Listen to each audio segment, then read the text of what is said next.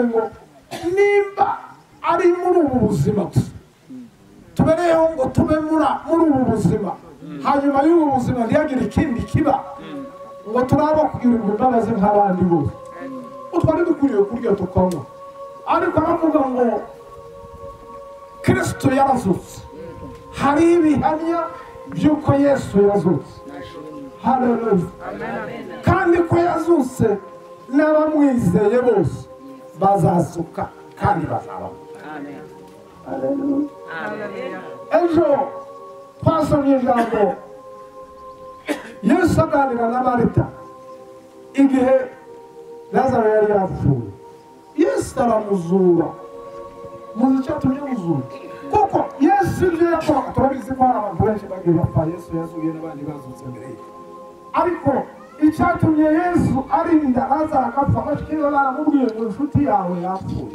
ngo yenda kuba hano ntiyari gupfa batuye yakoze ko kwakugira ngo gukiza abandi uko bakiza bakiriho bakibazima batuye baratinze Yesu aratinda amabara iminsi ine haleluya haleluya aratinda amabara iminsi ine kugira ngo Lazaro apfe aze bamuhambye abizeye abakijijwe iryo banga turarigendana nubwo napfa none ariko ngo umwami wacu Yesu azaza impanda nivuga tuzazuka Yesu ashimwe Pawulo aravuze ngo uyu mubiri w'inyama n'amaraso ntibibanga mu mubiri tukiri muri uyu mubiri tukiri ariko uyu mubiri wakora iki twebwe twabonye umubyeyi ariko bitanu wakubwira ko ni wawundi abamubonye ari umukobwa w'umuhungu cyangwa ariko akiri muto wakubwira ko ari we ariko umubiri ni umubiri nyine ntibaragwa ibyo mubiri ntibyaragwa iby'ijoro ibibora ntibyaragwa bitabora tuzahinduka ubwo impanga y'Imana izabo abapfuye bazuke n'abariho bazaba bakiriho muri icyo gihe ngo bahinduke maze gusanganira umwami wacu Yesu abaza Marita bene da bawe bazi mwizeye twizeye ko impanda nivuga ndiwe kugenda kiriho ngenda ku muhanda ndi mu kazi ndi muri biro Yesu nagaruka nzahinduka ariko ngo nibanga ni ikintu turanga n'ubwiru tugendana na gukunda bakijije bene data ndashima Imana kuri uyu munsi uyu mubyeyi twaganiriye nawe iminota yanjye ubwo ndashoje ndashima Imana ko yatuye Yesu haleluya haleluya haleluya namufasha ukuboko ndamuhatuza uko byaba kose nimba bibaye byo kuva muri uyu mubiri uzasanganira umwana hanyuma ubwo barapfuye bazazuka nawe uzazuka haleluya nicyo kitunezeza ngicyo gituma tuza gutanga nicyo gituma tunezerwa yuko nimba dupfuye Yesu ashimwe nkunda kubivuga kuko turi mu rugendo tutuzi umunsi ikibabaza ni uko abantu cyane hasi abantu bakiri abasore iyo yumva imbaraga kumva agira ngo nubwo bamurasa ikomporo ngo ntacyo byamutwara ariko reka nkubwire icyo kintu kiri muri wowe twese dufite ubugingo icyo bita ubugingo ni terme teologike y'ikinyarwanda ariko ubusanzwe ni ubuzima terme ni ubuzima twese ubu turi kumwe tubona na hano twese dufite ubuzima hari uwagaze hano udafite ubuzima ariko si ubwo buzima ufite ubutunzi ute ubufasha ute icyo kintu cy'agaciro Yesu yabwiye abantu arababwira ngo se umuntu yatanga iki kugira ngo acungure ubugingo bwe watanga iki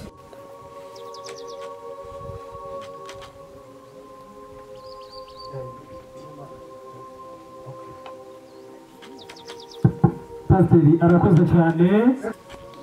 Iyo utaza gupfa twari dufite ikimara, iyo utazuka ntacyo twari kuzabwira abantu, ariko kuri Imana ishobora urupfu, icyubahiro n'ikibi cyawe. Nta bundi bwami namba, nta wundi wakubanjirije nta n'uzaguheruka. Uri umuhanuzi warapfuye kandi urazuka, nta wundi profete wigeze abaho nkawe. Mwami watuvanyeho ikimwaro, icyubahiro n'ikibi cyawe. Ngabe ijambo ryawe ribe mu mitima y'abera bari aha ngaha, abagabo n'abagore, ndetse n'utarufata umwanzuro awufate, kuko hano turabimukira. Twizeye ko ubyumvishe kandi urakomeza kudufata mu mugongo kugira ngo ibintu bikorwe nawe kubwa Yesu Kristo umwami wacu. kuvuga umunani ubuhamya bw'umubyeyi watabarutse.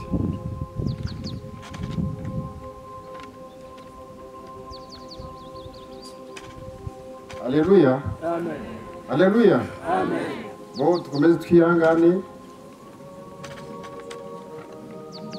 Nyanganisha cyane cyane muri umuna wanjye wabuze umufasha we.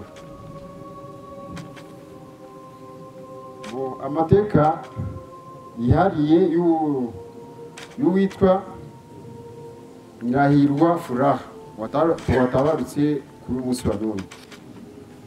Wavutse avukira muri Kongo yitwa Zaire.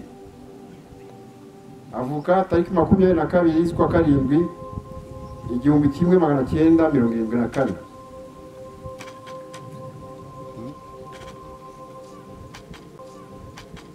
Ababyeyi bamubyara ni mwene Evariste Wimo na Mukankusi Gertrude. Amashuri abanza n'ayisumbuye yayigiye muri Kongo. Akaba yarashakanye na murumuna wanjye witwa Rukaka Maurice.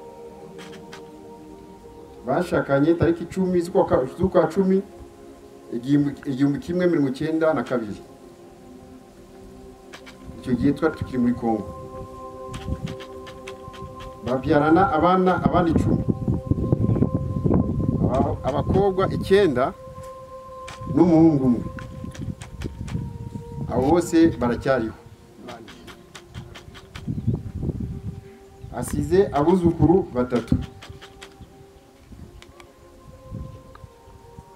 Mu buzima busanzwe yabanye n'abantu bose amahoro, kubera ko kuva ashakana na murumuna wanjye nta na rimwe bigeze batongana mu twabanye tubana muri Kongo,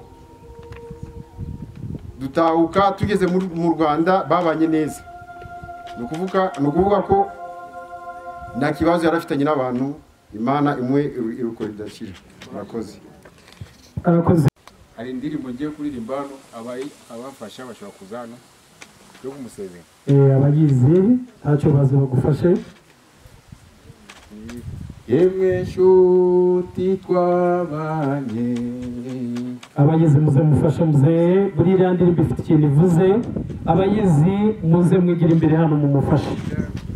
Twabanye kandi twafatanyije tubasezeye ubu murabe yo kumana, tugiye gutangira urugendo runini, mujye mudusabira Imana ibane natwe.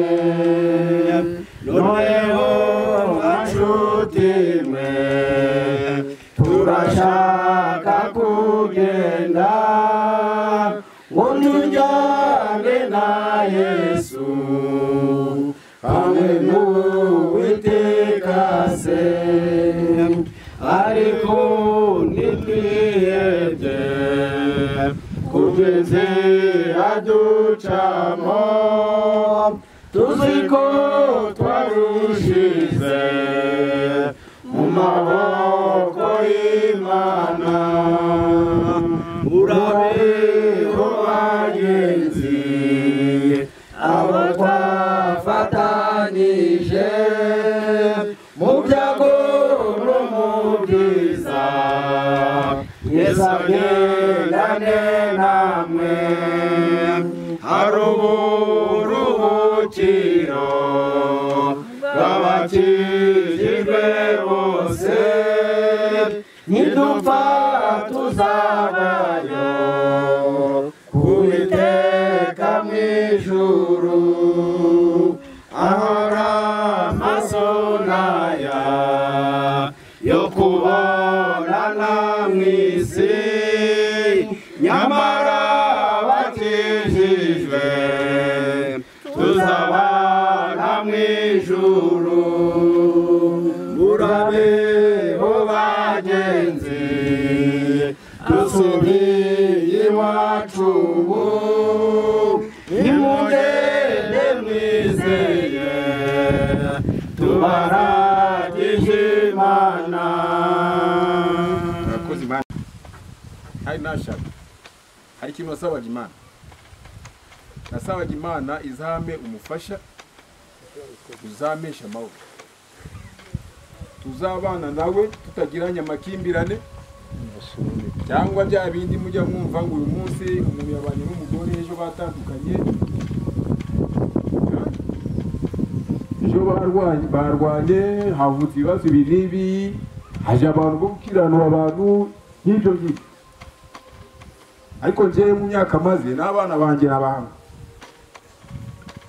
Imana yampaye umugore wari uwiriye, kuko mu buryo twabanaga nawe iyo navugaga ijambo nawe n'icyo yasubiragamo.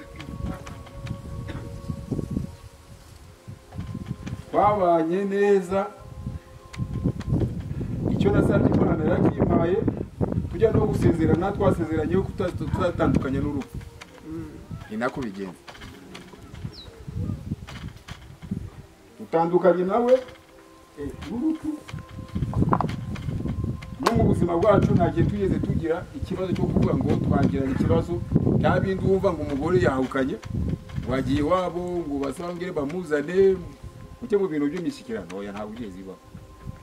N'abantu twagiye duturana nabo batubera abantu.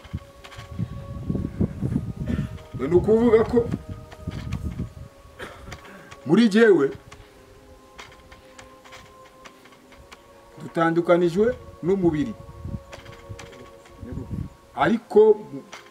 ariko mu bwenge, mu bitekerezo, mu buzima busanzwe, no kugeza igihe nanjye nzasubira mu nda y'isi ntabwo nzamwibagirwa.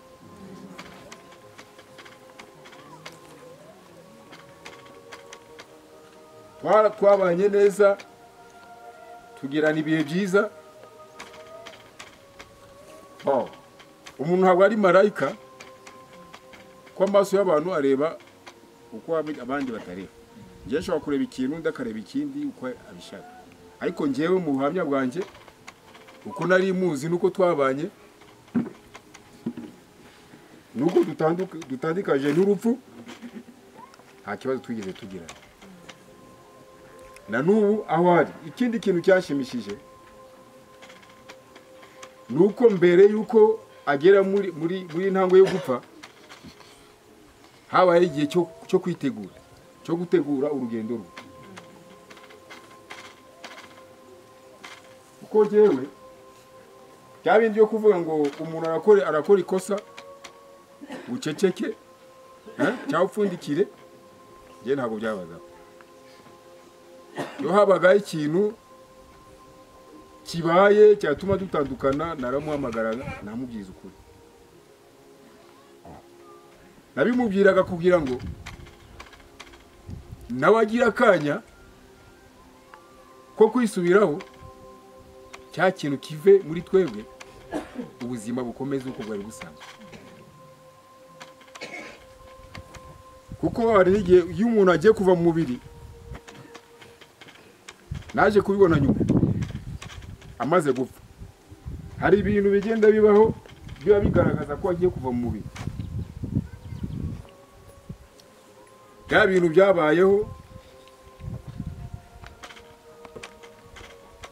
kuko hari ukuntu umuntu mujya muganira akakubyerekana uko umugani cyangwa akakubwira ikintu ari nyuma ukaza kuzagitekerezaho nyuma ukavuga kumbi rya jambo wa muntu yavugaga ryashakwira kuri iki kintu.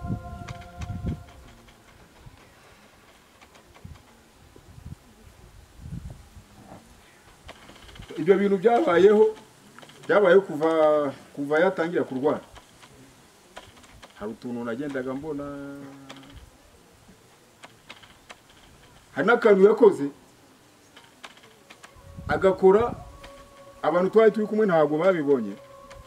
Nagiye kumusura kwa muganga ari nimugoroba ahita ababwira mwegere, sinzi niba waba umudamu wari hano, umugore wa Faustin, urumva arababwira mwegereyo nshaka kugira ngo papa Natali ari unterura, umugabo wanjye ari unterura,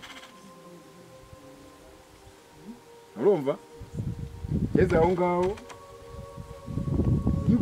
nkikibona icyo kintu gikoreke hari ikintu byambwiye uko nyuma y'aho ngaho ntabwo yongeye kugira mbata n'imbaraga. Hagiye amuterura arambya ngo muhindukize, yamuhindukiza, maze kumuhindukiza aramfata nkakora arasinzira. Uriye ndavuga kino kintu ari ikintu kivuze, aransezeyeho. Mukanya kajya mbaza umwana wanjye runaka ari kuko abana icyo gihe bamurwazaga ni Salome na Ange na Hortense baguruye.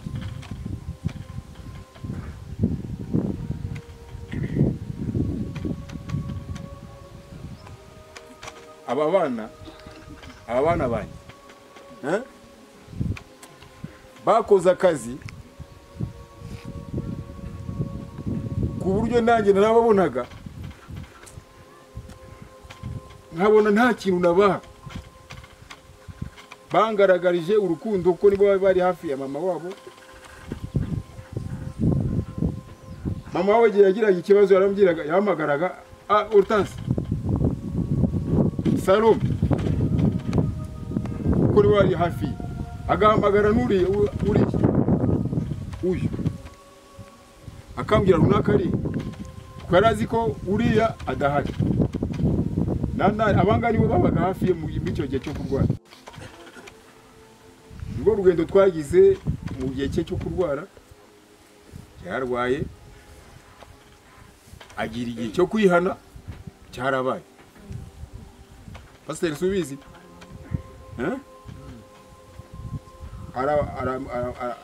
asaba imbabazi ku bintu yakoze byose, aravuga icyo ikibi yakoze ni icyiza kuko umuntu aba ari umuntu kandi ntabwo avuga kuri marayika.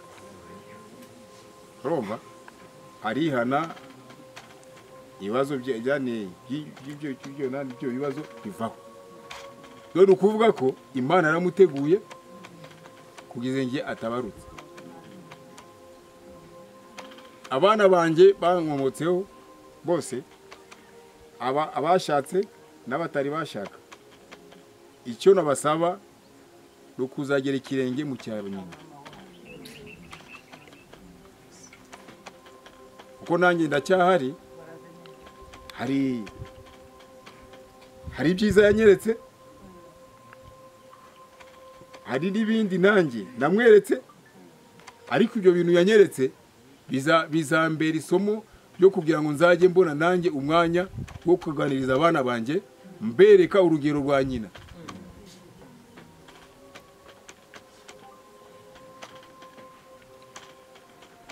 Muri make umugore wanjye ambera umugore, ambera mama, ambera umwizerwa. Muri bya bindi ujye ubona abandi bantu bishisha abagabo babo cyangwa umuntu akishisha umugore we. Arigiye akazi nakoraga naramufashe, ndamubwira ngo ino hano tuzajye turirwana. Akazi nari gukora akagakora, naza kureba akazi ko yagakoze ngasanga nta kibazo. ni bande se babikora nk'ibyo ngibyo? Ni bakeya. Muri make ntagiye mu byinshi, ikintu nzi nuko igihe nikigera tuzahurira mu bwami bw'ijuru. Kandi niduhura mu ijuru tuzongera duhure nk'ukuntu twari tumeze, ukuntu twari tumeze. Ni museke niko kwizera kwaje. Nimubona nzongera nishime uko twari dusanzwe tubana. Muri make amagambo yanjye yaraye ngayo. Imana ibahe umugisha. Amen. Murakoze, Imana ibahe umugisha. Njyewe navuga ibintu byinshi cyane, ariko ikintu cya mbere ndashima Imana kuko Imana niyo igena byose. Ndashima Imana kuba yaraduteguye muri iyi minsi yose, yabanye natwe,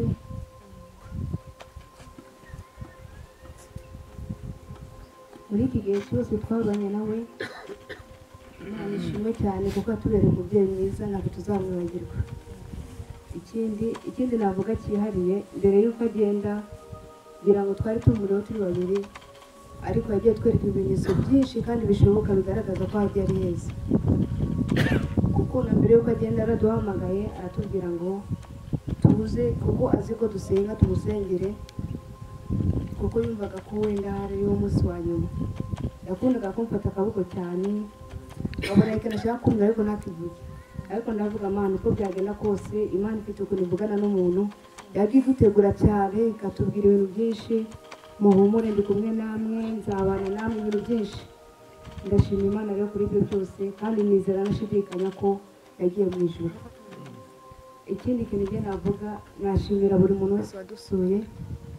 Imana imuhe umugisha mwinshi cyane ishimira n'itorero ryatubaye hafi cyane, n'umuryango muri rusange. Kandi nawe yarambwiye ngo mbashimire cyane, mwarakoze. Yarambwiye ngo mwaramukunze cyane, Imana izabaho umugisha. Ikindi navuga, ndashimira na papa cyane, yamubaye hafi, buri kintu cyose arakenera arakimuherezaga. N'abandi bantu bose badusuye, yewe navuga ibintu byinshi cyane, ariko muri byose Imana ibaho umugisha. N'ababanye natwe kuri uyu munsi, Imana ibaho umugisha.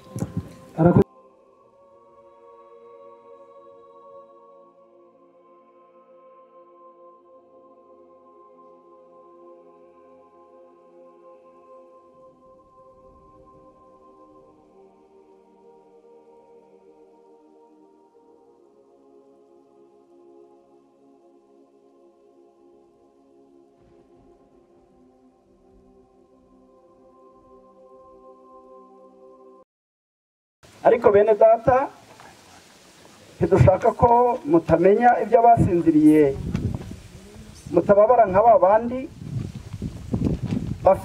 badafite ibyiringiro. Ahubwo twemeye yuko Yesu yapfuye akazuka, aba ariko twizera yuko Imana izazana, haleluya, yuko Imana izazana na Yesu abasinziriye muri we. Ngo ni mama. Iki ni cyo kitubabwira tukibwirijwe n'ijambo ry'umwami wacu, yuko twebwe abazaba bakiriho basigaye kugeza ku munsi wo kuza k'umwami tutazababanziriza na hato. Ntabwo tuzabatanga abasinziriye, kuko umwami Imana ubwe azaza amanutse ava mu ijuru, arangurura ijwi rirenga hamwe n'ijwi ry'abamarayika ukomeye n'impanda y'imperuka. Nuko abapfiriye muri Kristo nibo bazabanza kuzuka, haleluya. Maze natwe abazaba bakiriho basigaye duhereko tujyanwe nabo, tuzamuwe mu bicu gusanganira umwami mu kirere. Nuko rero tumarane, nuko rero tuzabana n'umwami iteka ryose. Nuko tumaranishe iyo mibabaro kubwirana ayo magambo. Yesu atugirire neza. awavuga byinshi nimero Yesaya 25:8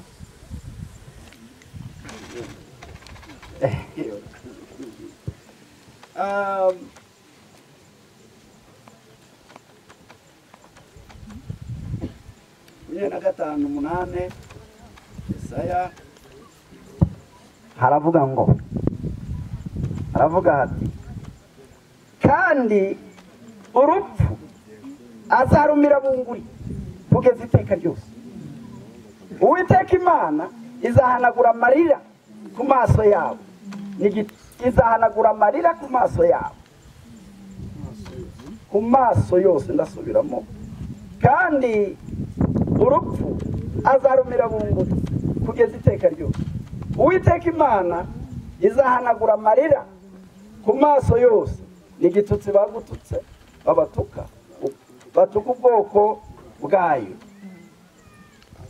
azabikura ku isi hose. Uwiteka ni ubivuze. Amen. Ayo magambo arahagije abivugira ku musaraba. Mama rero aragiye, ariko tumenye ko ari uzatubanziriza ahubwo ikitiriro cy'aya magambo ni uzabanza kuzuka, natwe abazaba bakiriho tugire dute duhinduke. Ahubwo mwitegure, utazitegura ntabwo azakubona. Ariko abiteguye bazasangira nawe, azababanziriza bajya imbere yakire Yesu nk'umwami, natwe abazaba bakiriho duhindurwe, tumukubita amaso nk'uko papa umugabo wabivuze.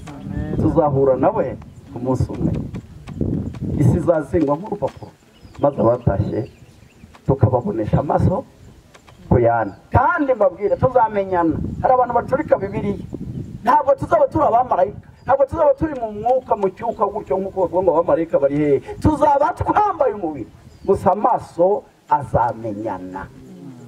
Tuzamubona tumubwire ngo yo wambaye umubiri utagira utera, umubiri udapfa. Ubu rero yagiye muri yavanye ikote yari yambaye, agiye mu ndamura, uramukunda, umuryango we uramukunda, ariko ndakubwiza ukuri, tugize ububasha bwo kumenya ahantu hari, mukamubwira ngo agaruke ntabwo yabakundi, kuko ageze aheza kuruta ahandi. Reka uko Imana rero umurage wayo yavuze ngo uko bibaye bitya, kuko icyaha kibayeho, kuko Satani atugoye, nuko ngo no gupfa tuzagira dute, tuzapfa. Ariko Imana ishimwe yaducunguye. Dusenge. Mana nyir'ijuru, ijambo ryawe nta kinyoma kibaho. Bavuze ngo uzahanagura amarira. Ndatekereza ko mama mumaze kumuhanagura amarira. Nta buhunzi, nta mubabaro, nta gukena, nta uzamubwira ngo igirayo, nta uzamureba nabi. Yinjiye mu muryango mugari, umuryango w'abana b'Imana, umuryango udahinduka, umuryango utagira umubiri upfa. Amaze kuba simati, abaye umuntu wujuje ibyangombwa, ageze mu biganza by'Imana Data. Aho rero niho natwe dukumbuye. Ngaho ufashe imiryango ye, fasha abana be, fasha inshuti ze, fasha umutware we, mu izina ryawe Data rikuru, maze duhe kwitegura, kuko Dawidi yaravuze ngo ahagiye ntitwamugarura ngo adusange, ariko twe tuzamusangayo. Ngaho rero duho mwitegura.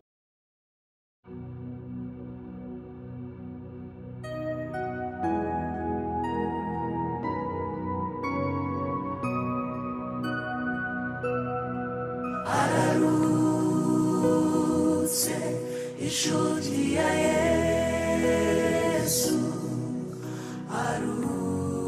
arukiye mu gituza cye, asinziriye mu rukundo rw'Imana. Ararutse, ararutse.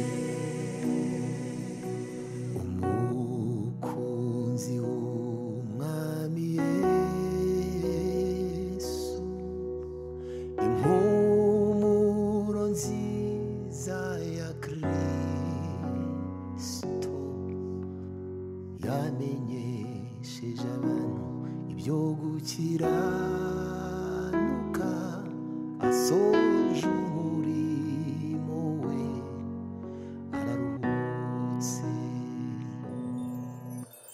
amaso yacu yaramubonye, amatwi yacu aramwumva, yahinduriye benshi kugukiranuka, asoje urugendo arataha. Umugeni wa Kristo ararutse, inshuti ya Yesu, kunzi w'Imana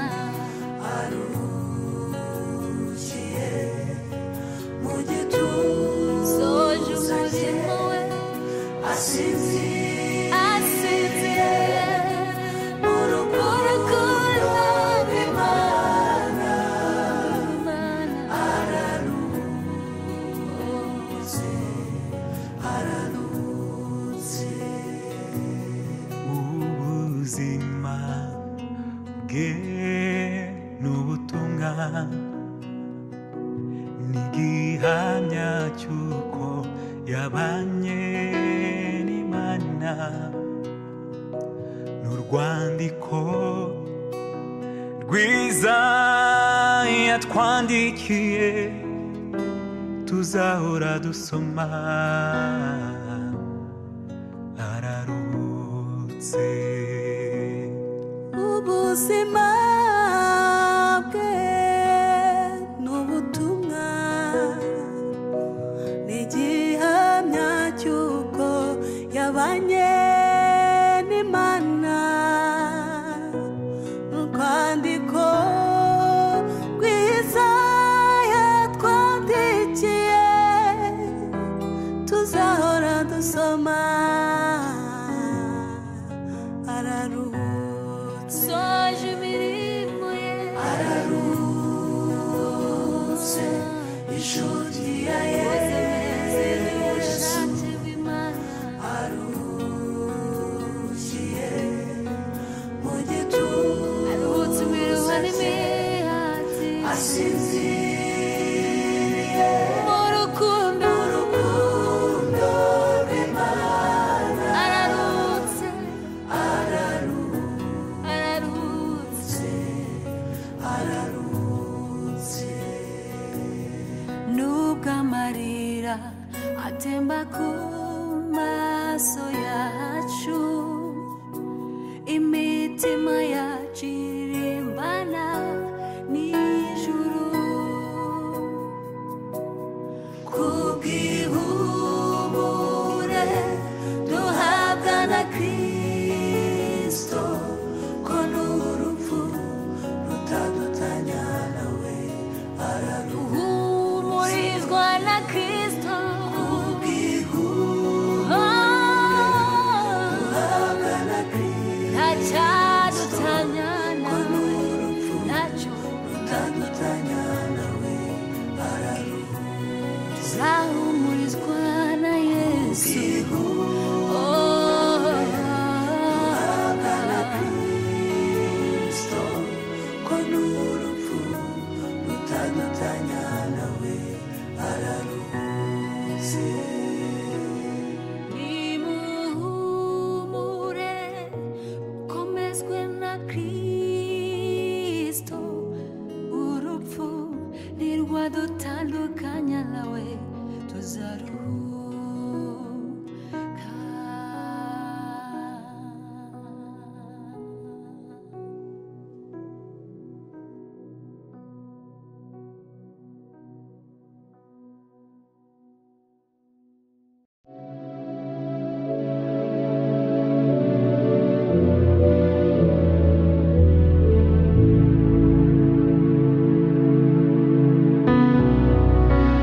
Gusenga kwa